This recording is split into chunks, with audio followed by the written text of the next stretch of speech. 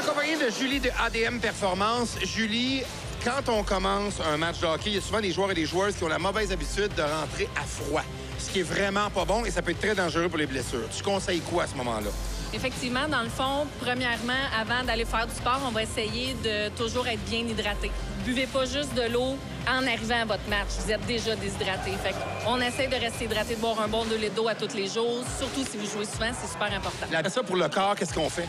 En fait, pour le corps, ce qu'on va vouloir faire, c'est des échauffements dynamiques. On bouge, on se réchauffe, on va faire un petit peu de cardio. Tu sais, souvent, on les voit là, lancer des balles au filet, des choses comme ça.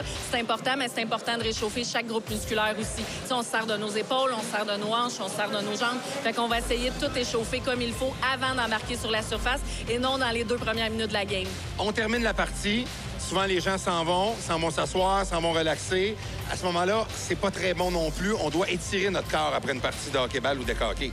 Oui, bien en fait, de prendre une bonne gorgée d'eau, de prendre BCA, des choses comme ça, après, c'est tout indiqué. Si vous venez juste de finir de jouer et vous voulez vous étirer tout de suite, c'est une mauvaise idée. Parce que dans le fond, le corps, il est encore dans l'action, lui. Fait que l'étirement sera pas aussi efficace. Fait que, tu sais, on se laisse retomber un 10-15 minutes, on enlève les pads, les gants, on jase. Puis ensuite de ça, bien là, on peut commencer notre séquence d'étirement un peu plus statique. Là, on va prendre le temps d'étirer les ischios comme il faut, nos avant-bras, parce qu'on a joué, on a lancé des balles, hein?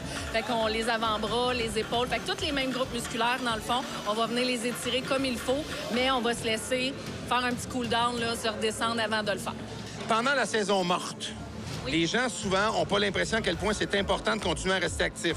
Qu'est-ce qu'on fait pendant la saison morte? Bien, c'est sûr que pendant la saison, ce qui serait idéal, c'est d'aller au gym, de travailler les mêmes groupes musculaires, de ne pas les laisser au repos. C'est vraiment garder le corps actif parce qu'on ne repartira pas de zéro quand notre saison va recommencer. Fait que ça va être beaucoup moins difficile pour le corps, puis ça va être vraiment plus optimal pour les performances également. Julie, je te remercie beaucoup. Ça, c'est des trucs que les joueurs et les joueuses devront mettre en application à partir de maintenant. Et c'est grâce à ADM Performance. On vous remercie. C'était bien gentil. Merci beaucoup.